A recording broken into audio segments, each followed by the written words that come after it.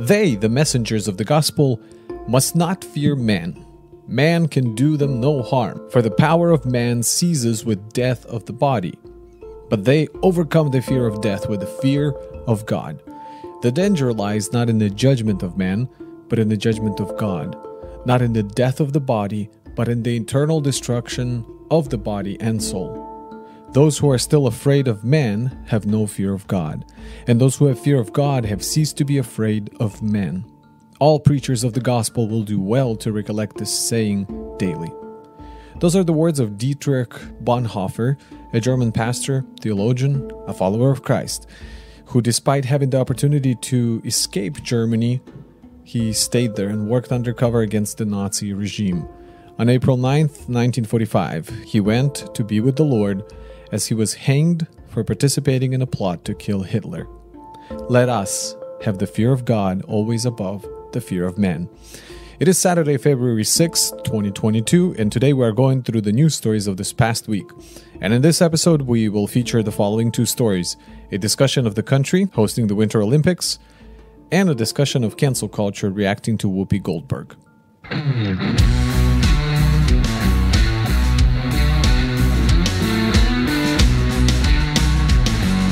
Welcome to Lifering, a podcast where we strive to provide you with a well-rounded review of what is going on in the world between Monday and Friday of this past week. My name is Alex, and on the other side of Mount Vernon, Washington, joining me over the web technologies is the co-founder and the regular co-host of the show, Mr. Vadim Melnick. Hello. What's up, man? Not much. Remember when I asked you how I can develop my Ukrainian? Well, Right. I took your advice on finding a podcast to listen to, and there's like these two guys where one is a therapist and one is just like the quintessential hipster, like writer, liberal guy. Mm-hmm. And they talk about like different like personality disorders and stuff like that. Like it's really interesting. Okay. It's really helping me to pick up on some new terms. Yeah. And it's cool, like really introspective stuff. I don't know. So thanks for that, I guess. Yeah, no. Well, I'm glad some of it was practical. And by the way, some of those or most of those I did incorporate, like with this learning Spanish. Mm-hmm. But I think the top one for me in cementing the Spanish was actually going to the country and spending some time there. I felt like that really played a big role. Yeah, I feel like it would. Yeah. What's new with you? I'll tell you this. I got a haircut yesterday, and I feel much better after getting a haircut, I haven't had one in a while. I think this year I haven't had one. Like I don't know how often you do haircuts. I do like mine a year or a month and a half apart, approximately. Sometimes it stretches into 2-month territory. I thought you cut your own hair. No, from time to time I would. Like I guess, how would you call it? Fix it up? Mm-hmm. Yeah. Not the top, just usually the sides, just kind of freshen it up. But no, I month and a half apart. But this one, last time I had it was like in the middle of October. So got a haircut. I do give haircuts to my children. Just gave one to my brother Ivan a few days ago. So yeah, but a haircut makes you feel better. So get a haircut. Glad to hear it. That's all that's new with me this week besides the regular. Shorter hair, ladies and gentlemen. Yep. Well, if you're new to this podcast, I do. And if you're not new, let me remind you, we have two feature stories that we choose to highlight on any given week. One I get to share in the beginning. The second one is shared by my co-host, Vadim, at the end of the podcast. And in the middle of the episode, we have a section we call Lightning Round, where we go through a dozen of stories, current events that stood out in the news this past week, and offer a brief commentary. So let's jump into the first feature story. So let's talk about the great kingdom in the East, the country with the greatest population in the world, the country that officially apparently has 56 ethnic groups, where, as I've learned yesterday, 35 million people live in caves. I can talk about that later. The country that builds a skyscraper every 3 days. The country that has the largest sea crossing bridge of, I believe, 34 miles. They are one of the four ancient civilizations, along with Babylonians, Mayans, and Egyptians. And if that wasn't enough clues, they're also hosting the Winter Olympics this year. Yes, let's address the question of the current state of the Great China. how do they call themselves? The People's Republic of China? I was going to make a joke, but I'm not. It's too early for that. Okay. All right. So the caves, the 35 million people live in caves. Apparently there's a whole province where people just kind of dig their homes out in caves. And can you imagine? Like, we're talking about millions of people living in caves. Sure, it looks like a house, but kind of like a house. It's dug in the side of a mountain, if you will. Right, kind of like a dugout. Yeah. And it's kind of an interesting contrast between the civilized portion of the world or China, and then like you've got people living in caves. So despite all the boycotts and threats to withdraw from Olympics, the athletes still went. It is business after all, and it's about sports career and all of that. And so the boycotts remain diplomatic only, meaning that the government representatives of countries like Canada, Australia, UK, and USA will not be in Beijing during the games. Now, I looked it up. The biggest boycott of Olympics was actually in 1980, when 65 countries said that they wouldn't participate in Moscow-held games, which at that time was the capital of communist and atheist USSR. So countries like Canada, Israel, Japan, China, the West, and most Islamic nations refused to participate. They even said that Americans would face losing their passports if they completed as individuals, during those games. It was pretty bad. The main cause was December 27, 1979, invasion of Afghanistan by the Soviet forces, a war that kind of ended in some way similarly to how the USA campaign ended in the same country. But that's besides the point. Anyway, so the point is the boycotts, they send a message. A political one, a social message, right? It's a worldwide message. And so with China, however, I must say that the message was not strong at all. Considering the current situation there, the world sort of decided to take it easy. I mean, really, if you think about it. But I guess let's start here. What comes to your mind when you hear China? Like, what are some main issues? I mean, aside from all the stuff that you mentioned, I remember growing up and like China was kind of like and I don't know if this is in the lens of like Slavic culture or whatever, but China was kind of like a joke. Like if there was something cheaply made, you'd say it was like Chinese, or it was just kind of a byword for the cheap copies of things. And I mean, we see a lot of that in their development, where they would reverse engineer a lot of stuff, which is, I guess, expected from like a communist regime where there's not a whole lot of innovation. It's all kind of like state subsidized workers. But yeah, that's the sort of thing I think that's ingrained in a lot of people in the U.S. as growing up and hearing about China. But now, obviously, all this stuff you listed, it shows that China is really a leader in a lot of ways, and it's very influential politically, and it's outgrown its image, I think. Yep, and now it became one of the world's greatest powers, and it's one of those things where you're quietly watching something grow, and then you realize, oh. I knew it was growing all along, but it's now huge. It's almost mythically huge. Yeah. In 2018, the population was 1.39 billion people. I don't know. That's a crazy realization to me, because everyone's living like a really complicated life, and that's full of challenges and learning moments and struggles. And I remember reading a book about missionaries going to China and how it was kind of like a new frontier for them. And obviously we see with the communist regime that really pushes. I think they're more disposed to like a Confucianism. More ostensibly, they're an atheist government. With 7.9 billion people around, we're approaching 8 billion people in the world. That's a huge chunk of the world that's just China. Which is, again, it wouldn't be that bad, because numbers is not all that matters. In the end, it is the ability of that country to pose themselves, on the world stage with, military power and so on, and know their stuff and, dominate the economy. But USSR at that time, just like China today, were still persecuting Christians. Not at full force, but they did their work. China today openly continues to do so. One of the paradoxical effects of the persecution is that, of course, the growth of church, right? So in the last decade, apparently, the number of Protestant Christians went from 22 million to 38 million in China, and that's according to the government's count. The true number, if you count all the underground churches, and this is according to economists, is probably around 50 million total. So that's the first aspect. I want to talk about the Christian persecution. And the second part of it is the government part.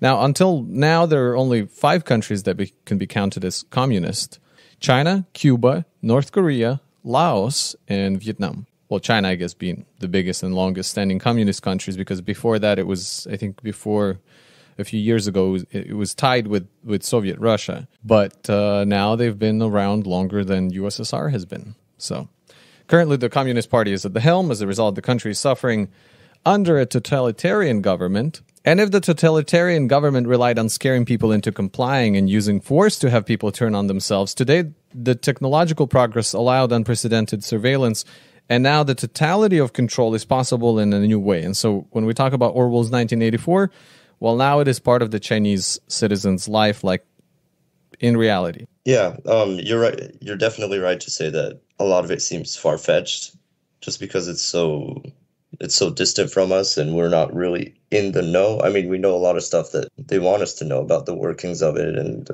you can go in there and observe some things, but at the end of the day, it's so far off from what we are doing. Like, a lot of the stuff you see, it's almost like you almost can't really believe it, where you're driving down the highway and then you have all these cameras like taking pictures constantly. You have that social credit system, right? That's what I think is a big identifier for a lot of people living in the US, where they think about China. It's like, oh, okay, we're becoming like China if we establish something like that, right? And so that makes me think of the vaccine passport system that they're trying to implement. A lot of the more progressive politicians, I would say. And I mean, you can see kind of in Canada, which is becoming more of a midpoint, I guess, between the US and China, where you're in that system, you have that QR code, whatever, and it can update you. It can update your status as an acceptable member of society or as, scum. I can see that as being a harbinger of whatever China is today. However, I don't really know enough about it to say definitely, but I do think that the idea of being in a system that updates your status and then seeing how, people of a lower status are vilified and then people of a higher status are seen as some moral superiority and generally like, oh, that's a good citizen, I'm working on an Amazon warehouse right now, and we're installing camera systems, and there's some areas where it's literally like every few feet. I can't even give you a number on how many cameras are in that warehouse, but it's in the hundreds. Like every single corner, every single square foot, pretty much it's just such a good cost benefit. It's such a good return for what you pay to install them, because you essentially eliminate liability, right, as far as like court cases and things like that go. And then there's COVID, whether it was intended by China to happen or not. It is here. And it was from Wuhan, and now we're all in a new era since 2019.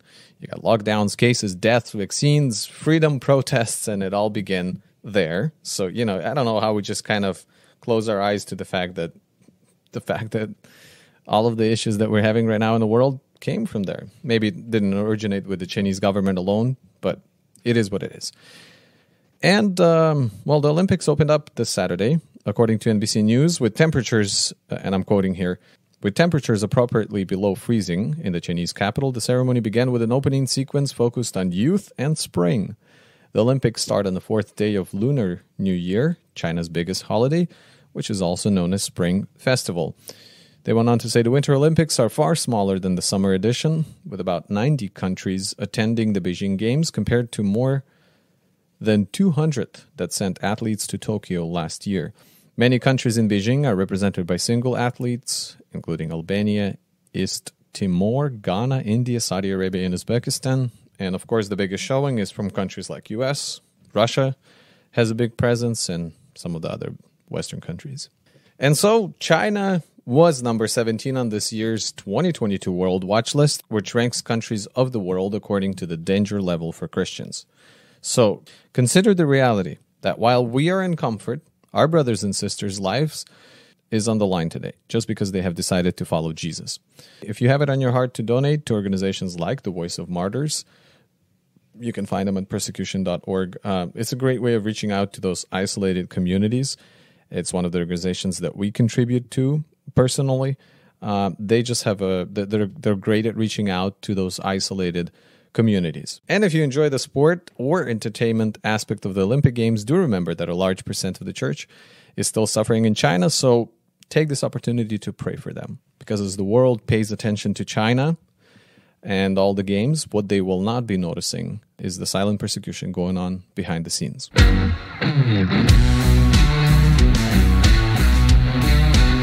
All right, welcome to Lightning Round, where we get to take a look at the dozen or so stories that were in the headlines this past week and are interesting. We kind of try to go different categories and present them to you in these short headline kind of style, and then we comment on them just from our own perspective as two Christian guys. Here's a headline from New York Times. The United States has acquired intelligence about a Russian plan to fabricate a pretext for an invasion of Ukraine using a faked video that would build on recent disinformation campaigns, according to senior administration officials and others briefed on the material. So basically, this official, what was his name? Ned Price, the State Department spokesman. He stood up and talked about that they gained this information. They have some evidence that Russia is fabricating a video which shows an attack of Ukrainian forces on Russia, which then they would send out, I don't know, on all the social media and use it as a pretext for an attack. Right. I also heard something about like they would have a fake funeral procession or whatever and film that as well, right? There was all of it was, maybe that was unrelated. Maybe that was part of the same thing. The funny thing is there was another guy in the video that was pressing him, and he's like, all right, so where's the evidence? He's like, well, I'm presenting it to you right now. This is like the official statement. He's like, no, I want to see the evidence. Do you actually have this? He's like, well, you're going to get the transcript of this talk that I'm giving to you. Like, this is us declassifying it and releasing it to you that we have information about this. He's like, yeah, I understand that, but we can't really go off of that, you know? Like, is there an actual video? Where'd you get it? Right. And the interesting point is that he was like, yeah, I can believe that that's a real thing, and it probably is. I just don't see the evidence. And they kind of it's an interesting video to watch, but yeah. So there's that. And then, you know, on top of all this, according to Associated Press, President Joe Biden is ordering 2,000 U.S.-based troops to Poland and Germany and shifting 1,000 more from Germany to Romania. All of this to demonstrate that America is committed to NATO's eastern flank. And I don't even know if it's a conflict at this point. Maybe it is a conflict at this point. But to be honest, it just seems like there's just way too many people involved and everybody is just talking at the same time. Yeah, they're essentially doing the same thing Russia's doing, where it's, you know, let's get troops over there and then hurry up and wait, which is bad for the economy and it's bad for the morale of the troops, even if they're just sitting around not doing anything. But it is kind of the same tactics. Yeah, so in the category of COVID, there's an article from the Associated Press that talks about strained U.S. hospitals looking for foreign nurses amid the visa windfall. Although I get the fact that like visas are stopped and maybe the processing has been slow, like let's not ignore the fact that medical workers were forced to vaccinate and many decided to take a stand against this specific vaccine. They were fine with all the other ones. I thought it was kind of interesting. Strained U.S. hospitals seek foreign nurses. Well, of course, foreign nurses will be vaccinated and will comply with everything. And so it's like... I was talking to a friend of mine that listens to this podcast, and he's in the National Guard, I believe, as a medic. And so they were stationed out in San Antonio, and they got like... he says they were essentially promised that they could leave the base if they got vaccinated. So, you know, San Antonio is a big party city and stuff. So that was like their motivator. And then 2 weeks later, when cases started going up, they took away that privilege from them. So they all got vaccinated pretty much for, yeah. According to Rasmussen reports, half of the voters believe that President Joe Biden should be impeached, and nearly as many think that the Republicans will do just that if they win a congressional majority in midterm elections. Now, they basically have these survey. This is a phone survey where they called, you know, a bunch of registered voters and surveyed them. So 50% believes that he should be impeached. I mean, that's all well and good, but like at the end of the day, what's an impeachment going to do, right? We'll have a new president. Yeah. Kamala Harris. It could be a plot twist, like you said. So if Kamala steps in, then we're not really gaining much. And so I guess this only gauges the fact that people are displeased with Biden's worked so far, not surprisingly. But doesn't mean that impeaching him will solve these problems. We hear you loud and clear, half of America's voters. So this next story has to do with economics. The U.S. national debt has topped $30 trillion, according from an article from the New York Times. America's gross national debt topped $30 trillion for the first time on Tuesday, an ominous fiscal milestone that underscores the fragile nature of the country's long-term economic health as it grapples with soaring prices and the prospect of higher interest rates. Well, that's just what we needed, I suppose. And the interesting thing is, in a more liberal-leaning articles, you'll find that Trump is blamed because of his last year's, what was it? Something. Yeah, it was $2.3 trillion, and it was the one where you get the $600 stimulus check. I don't remember what it was actually called, though. What's worth mentioning is that, this year Biden also added to the debt by pushing forward, his $3 trillion plan and stuff. If we're looking at debt per year, right, then Biden's very far ahead. Yep, and so exactly, and so he pushed, under pretense of this COVID bill, a bunch of social, changes in there. So it's like the comparison wasn't that great, but between how Trump affected the debt and how Biden did. But I guess the main point here is that although this $30 trillion, which is 30,000 billions, is I guess what it looks like. I was trying to understand like the depth of it. It's 30,000 billions. And I guess when you look at this $30 trillion debt, what you want to compare it to is to the GDP of the country, with the gross domestic product, which is the total monetary or market value of all the finished goods and services produced within the country's borders in a specific time period. And when you compare that and then you look at the debt ratio, I like this explanation, right? For example, for a person who makes $100,000 a year, to get an $100,000 loan is easier than for a person who makes $20,000 a year, right? So you're not in trouble when your income is great and you're able to get that loan. And debt to, I guess, income ratio, or in this case, when we look at a country, apparently we're doing pretty well in terms of our GDP in relation to the amount that we have borrowed. I still don't know how they're paying it off, but apparently that's not an issue. Trust the economist.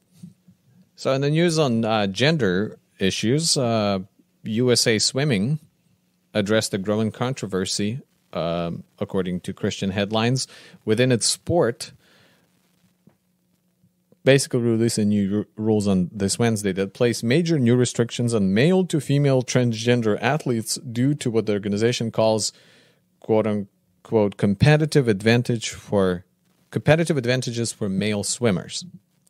Now, the controversy was ignited by the success of this Leah Thomas, who swam on men's team for 3 years before deciding to swim on women's team this season. And Thomas at this point has broke multiple records and was on pace to challenge for titles in several events at the NCAA championships in March 16th and 19th at Georgia Tech. So now at this point, they basically came out and said, hold on. And I think it was the same person who was like outpacing everybody else in the pool. Did you see that video? No, but I just saw a picture of the dude. I mean, like, you swam on the men's team for 3 years, and now you want to join the, like, I mean, yeah, I don't know. I've said it once and continue to, I suppose, that, like, if this is something we're committed to, why don't we just make all sports co-ed? That way you get the eraser of women's achievements, and also allowing people like Leah Thomas to compete where they feel represented, I guess. Two birds with one stone. This is what bothers me, this whole dichotomy of, we care about gender, we don't care about gender. We care about women, we don't care about these women, right? If it's this guy who says he's a woman, then, he's a woman. But if he's beating these ladies in sports, then now all of a sudden let's change. They're shooting themselves in the foot with the whole thing. And so at least it's interesting to see that USA Swimming has some sense to say, you know what? And by the way, the changes they made were like they dropped the levels of what is it they're looking for? Testosterone, I think. Oh yeah, testosterone levels. Yep. So basically, they lowered the levels of testosterone in your system continuously for at least 3 years prior to when you're deciding to compete. So at this point, you basically have to be a womanly man for 3 years before you can participate as a quote unquote transgender woman in the sports. Our next category is Christian news, and this headline is from Christian Headlines. So it talks about Hillsong's Brian Houston that is stepping down as global senior pastor, and so he announced this that he's stepping down so he can fight charges that he was complicit, I guess, in like sexual abuse crimes that his father committed. In last August, New South Wales police they charged Mr. Houston with concealing crimes that his now deceased Frank Houston, his father, committed. So he was accused of abusing a young male in the 1970s. Now, Houston denies the charges, but still he stepped down from his roles, I guess, until things clear up. I don't know. That's what I was. So I think the story is worth mentioning because it is something that other news networks will jump on as well and kind of try to poke holes at. But it seems like this is something like, okay, happened way back in, we're talking about 1970s, right? Something they dug up from the past and really trying to place something on Houston that his father is, I guess, responsible for. I think it's actually good, like in the sense that the message that he's trying to send, because there is a lot of covering up that happens like in the Catholic Church with all the scandals that happen and things like that. And so people are very critical of the way that that was handled, and that it actually creates an environment where that's people that are looking to get away with that feel like that's the place for them. And so I think it's good. Yeah, and he had a meeting with his board, and they agreed that while the investigation is ongoing, it's probably a good thing too. Yeah, I guess it's a good display of leadership. All right, and tragic news of this week, and I don't know, it's tragic to begin with, but I hope that everything goes well because it's a still ongoing situation. But according to CNN, Moroccan rescuers are continuing rescue efforts to reach a 5-year-old boy who is trapped in a well in the north of the African country. Basically, this child, only identified as Ryan, fell into a well. That's like, I don't know, it's very small hole, probably like 45 inches in diameter, I think is what they were saying. So he kind of slipped into the tiny well, and not a single rescue worker can fit in there. And he's been there since, I think since 4 days. So it seems like they're digging down next to the well, and then they're going to dig across to where they can reach him. I guess he's not able to cooperate with them. Well, I mean, think about it. 5-year-old trapped about 100 feet below the ground, or at least that's how. 100 feet below the ground, and he's been there for what did you say, 4 days, right? And they've been lowering the food and water so far, and the parents think he's going to be all right, And their major, I guess, fear is the collapse, or some kind of landslide because of all the digging they do on the side now. They got heavy machinery, and they're, like you said, digging from the side and then reach horizontal. There is a helicopter waiting to take him to the hospital, and there's a ton of people gathered around that are supporting this whole operation, and we'll see how this one develops. Prayers for the family. Yeah, so this next story is in the police category. The Star Tribune posted the article, and there's also a video of body cam footage. The Minneapolis police going into an apartment. I guess they have a no-knock warrant. It kind of shows the officers walking in, and they close in on 22-year-old Amir Locke. They have their guns drawn, and so when he kind of comes out, they woke him up, and he comes out of his blanket with a gun in his hand, and they shoot him. I mean, you see comparisons to the shooting of Breonna Taylor and things like that, but I don't think this wasn't justified at all. And I don't know if they were even. I don't know if you can say they were acting in good faith. That's the thing, is that they probably didn't expect this to be any. Again, it's not like they planned for this to go this way, obviously. But as they did, they probably realized their mistake. First of all, they did show. I mean, usually a no-knock warrant would be something like when you have a violent situation, a very violent warrant where there's guns involved, or a lot of guns, or you have a hostage situation. Then in that case, they're allowed to just, barge in because they want to minimize casualties and danger to the public and all of that. In this case, it's like they're also supposed to identify themselves prior to crossing that line when they enter into the building. And in this case, they were entering and shouting at this point already. Open the door, they're in. And he was in a lawful possession of his firearm. And next thing you know, you just... I mean, imagine being startled in the middle of the night. You have no idea who just broke into your house. So definitely an unjustified killing. And as a result, it will have... there will be a public outcry. As the week progresses, we'll see how it develops. All right. According to The Sun, all across the country, winter storm Landon, as it has been named, Landon, what kind of name is that? Wreaked havoc on Friday, dumping a foot of snow in parts of Northeast and causing major traffic and electricity problems throughout Texas, Alabama, and Tennessee. They're also saying that it caused over 300,000 homes and businesses from Texas to Ohio to lose power. That Tennessee was having the most power outages. The storm started a deadly tornado in Alabama on Thursday. Reportedly killed one person, critically injured 3 others. Yeah, apparently it caused Interstate 10 in Texas to shut down. Yeah, I saw news reports of hundreds of drivers sitting in traffic for a few hours, right? Like something like 4 hours, sitting outside of San Antonio. I mean, there's things like flights got canceled, over 1,000 flights just in the Northeast region. And on 11 a.m. Friday, over 4,000 flights in the U.S. had been canceled because of the conditions, the snow and the ice. According to news.artnet.com, there was an artist who placed a cube made out of $11.7 million worth of gold right in Central Park. And it's been protected by its own security detail. Although the work is not for sale, so it weighs 410 pounds. Yeah. It's like literally a cube of gold. I don't know what's artistic about that at this point. What the artistic display of your wealth? Well, he named it, he says it's billed as a conceptual French word that means base of the world. So you're not going to try and pronounce that? No, Soclé du Monde. But I mean, that's the thing about modern art, right? It's if you can get someone to talk about it and discuss what art means, then that's like mission accomplished. Tech World was shocked, but I don't know if they were really shocked or not. But apparently, we just seen a historic plunge in stock price of Facebook parent company, Meta. The drop was a 26.4%, which is a ton. It wiped out a 238 billions in market value. 238 billion in market value.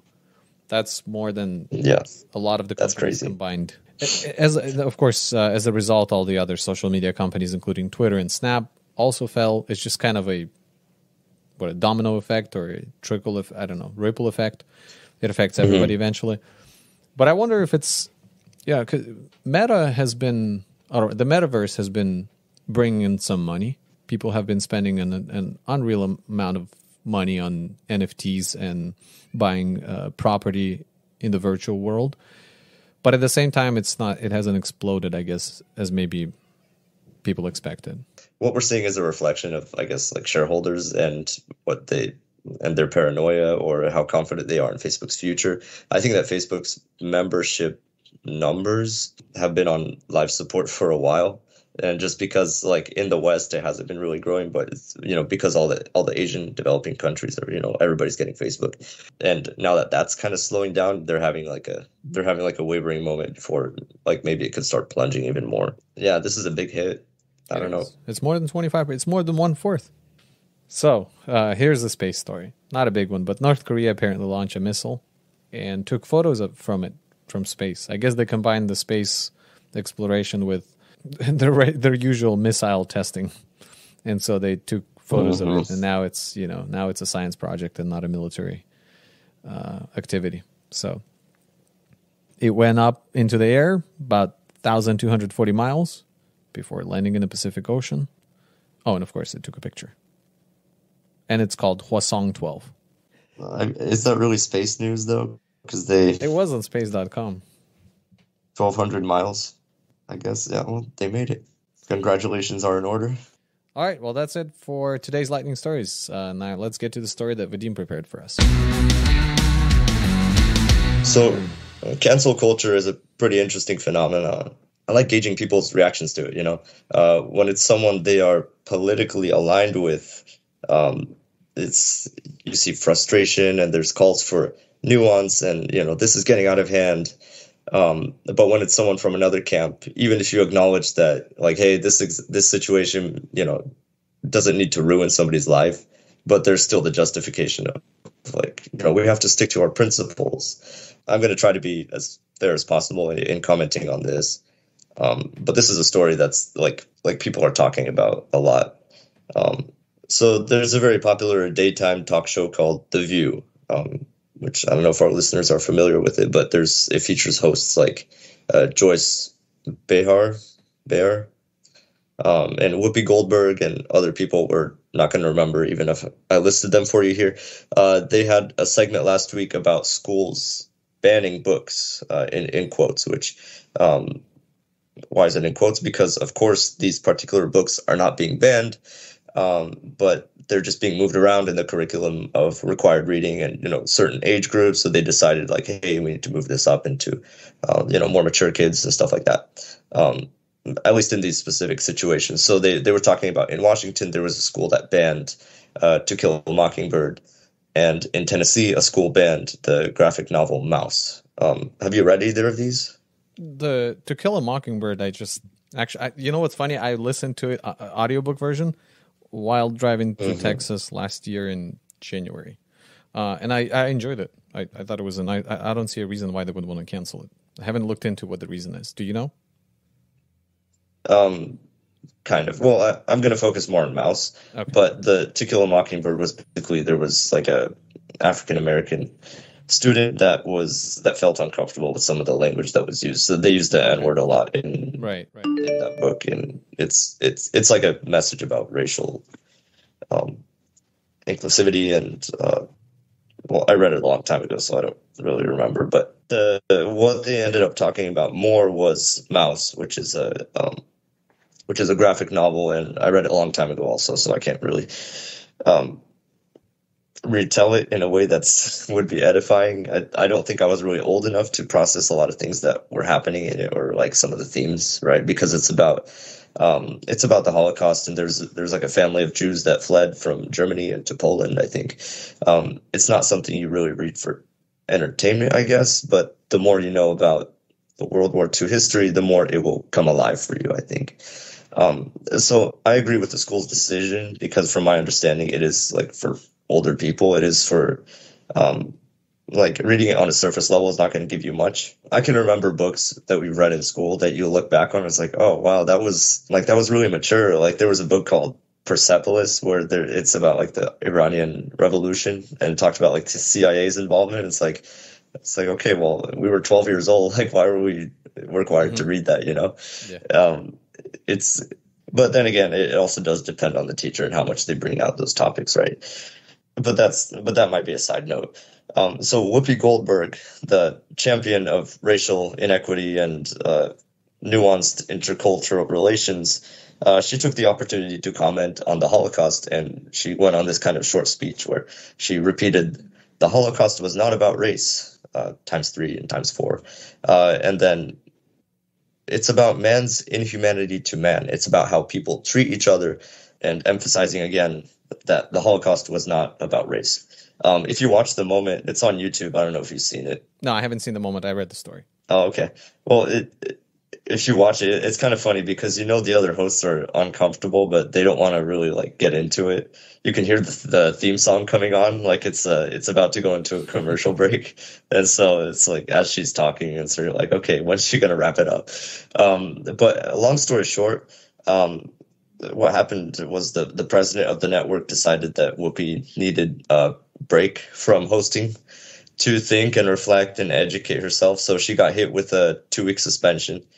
Keep this in mind, not fired, not disgraced, just 2 weeks of not hosting on The View. And before we get into the fallout of it, do you think this was a fair measure to take? Well, I mean, if you're considering that during this time there's going to be an investigation, I assume, then it makes sense. you're gonna review it, you're gonna decide what you're gonna, what are you gonna do going forward. But if this is sort of like a, a reprimand, like, oh, you said something, yeah, I don't know, when, for example, when like a news anchor slips up or, I don't know, loses it on the show, like, is that the kind of punishment they get? It depends what they're trying to accomplish with the 2 weeks, I guess. From what I see people responding to, it does seem like it whatever the intention was, it was received as a punishment or reprimand, as you say. But in my opinion is that, what she said kind of just, because it wasn't a slip up, it wasn't like an off the cuff moment. It was obviously prepared as like a closing statement in the segment. But my opinion is that it just kind of shows that the lens that she looks through, whenever she thinks about anything, is like she looks at this purported racial situation in the U.S. and just compares everything bad happening to that. Because there's no skin color difference between Jews and, let's say Gentiles, but it was German, Aryan people. Because there's no skin color difference, then they should just get along fine. Thank you for letting us know that you think all white people look the same, Whoopi. But the 30s and 40s were a different time, right? Because people were not moving around so much. Commercial flying was still kind of in early stages, and mingling between ethnic groups and stuff like that wasn't really happening that much. So people definitely looked different. I guarantee that people were singled out all the time for looking Jewish. And the Third Reich definitely had rhetoric, this racial ideology that glorified the Aryan race over any other. That included Gypsies and Jews and Poles, all of which, to Ms. Goldberg, I suppose, look the same. It's not something to get worked up about. Yeah, it's ignorant. Yeah, it's hypocritical to get mad about erasure of Black heritage in America, and then on the other hand, you turn around and do the same exact thing to the Jews. You would get in very big trouble if you said this about any other racial genocide. So what comes to mind is the Rwandan genocide from the 90s, right? Two nations living in Africa in very close proximity to each other. And I'm not really an expert on the nuances of what happened, but basically it was a racial it was a racial conflict that was disastrous. But then again, it's Whoopi Goldberg, right? She's an actress and kind of a cookie cutter liberal that spends her days making appeals to emotion to boost ratings on The View. I don't exactly hold her to a higher intellectual standard. So yeah, what she said was ignorant, and it could have been harmful in a certain context, but I don't think she did it on purpose. So if it was a fact check, it would be more misinformation than disinformation, right? But to continue on with the responses, people that work with her on the network were kind of divided. Some people thought it was way too harsh. Others seemed to think it was overdue, according to an article from New York Post. She ended up walking back her comments and writing a whole thing on Twitter, doing it and then she did a video apology later, I think. The same rites of passage that will get you redeemed in today's culture. There's an anti-defamation league that has to do with anti-Semitism, and so the leader is Jonathan Greenblatt, and he accepted her apology, and he came on The View and was talking about hey, I'm glad this turned into a learning opportunity. He emphasized that the Holocaust was a singular catastrophe, but it was motivated by radicalized anti-Semitism. Also, AOC, who seems to view herself as some spokesperson for the Jewish community, told TMZ that Whoopi has her approval to be restored. I think, here's a quote, "I think we really kind of take the Jewish community's lead on this, and they seem to see that her apology was authentic and want to move on." And numerous other examples, right? Bill Maher made comments about how it was actually really insulting for Whoopi to be hit with such a harsh sentence. Mm-hmm. It was almost like people were more intent on defending Whoopi Goldberg's reputation than actually taking issue with what she said, which is not the same nuanced, generous grace you see being given to someone for writing beep boop on their Twitter bio or for interviewing doctors on their podcast.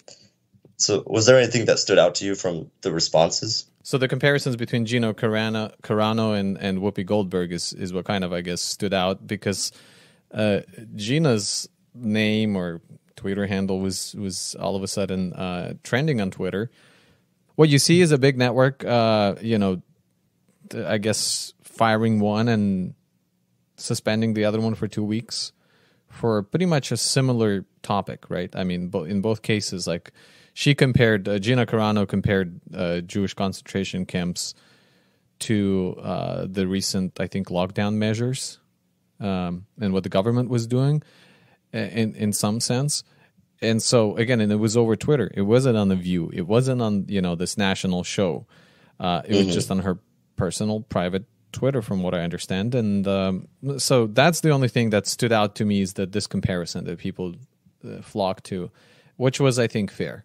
And so what's going to happen at the end of the 2 weeks will also, once again, speak to the whole woke culture. And, are they really concerned about what's being actually said on air, or are they just concerned about who says it, when, and whether they're okay with it or not is what truly matters, rather than the actual content. It really is eye-opening to who is considered like a protected class, I guess, as far as cancel culture goes. And I'm not saying that Whoopi deserved a harsher sentence. It just shows a huge disparity in responses based on kind of similar, I don't know the word, based on kind of similar violations, yeah. My opinion is that, if we take it at face value, she needed some time to prepare for speaking on The View and have informed opinions. There are actual examples of non-racial human atrocities, and I know you've been reading Solzhenitsyn, Gulag Archipelago, and we can't find a more perfect example of a situation where there's, people are treating each other in toxic and atrocious ways, and there's zero racial factors. I encourage our listeners to look into it. I've read my share of Gulag Archipelago as well. It's really eye-opening. It's really tiresome to see everything through how we in America here see it through a lens of race. Just all this kind of navel gazing that we do, and then we project it onto other countries. But these are actual examples. We see tensions between Russia and Ukraine today. Zero racial factors. And sadly, a lot of the worst of us does come out through racial ideologies, specifically things like the Rwandan genocide or, the Holocaust. Would she have apologized if she wasn't suspended? Would she have taken the time to really educate herself on these things that even, on a surface level, they're so different from how she portrays them? Maybe not. Maybe the suspension was just what she needed. That doesn't make her a bad person. I don't think there was any neo-Nazis waiting for Whoopi to give them the green light, but it's this kind of ignorance that's, it's harmless as long as no one's actually deceived by it, right? It reminds me of this funny video. John Christ, a Christian comedian, I guess, he posted on YouTube, this situation where a guy shows up to Bible study and he doesn't know anything. He's just trying to impress. And he's saying stuff like, I'll give you an example. He's talking about it's like Jeremiah says, "For I know the plans," right? Well, he does it way better, but he'll basically he learned a whole bunch of one-liners, and then he's just trying to use them sparingly and try to impress someone. The point is you wouldn't give this person credibility, because if you're in the know, you just make a mental note oh, okay, Brother John is not an authority on scripture. In the same way here, if you know anything about the World War II history or the nuances of the things that the Third Reich were trying to accomplish in the world, and a lot of the driving motivators for this big imperialist regime to do a lot of the things they did, you would recognize right away that, okay, Whoopi Goldberg is not an authority on the Third Reich. So, which I think everybody knew anyway, but that's the key, I think. Recognize when you need to take things with a grain of salt and when people should be reprimanded. Well, that's all for the stories for this week. We are so glad you've joined us for another episode of Life Ring. Please consider following us on Facebook, Instagram, Twitter, or YouTube. Just type in Life Ring Podcast. Also consider sharing it with a friend or a family member that would benefit from a weekly overview of the current events from a conservative and Christian perspective. And as always, we would like to remind you that there is no better news on any given day than the good news of Jesus Christ. He died for the sins of the world so that everyone, who comes to him would be saved. We encourage you to seek him if you haven't already. Thank you for listening to Life Ring, and we'll see you next week.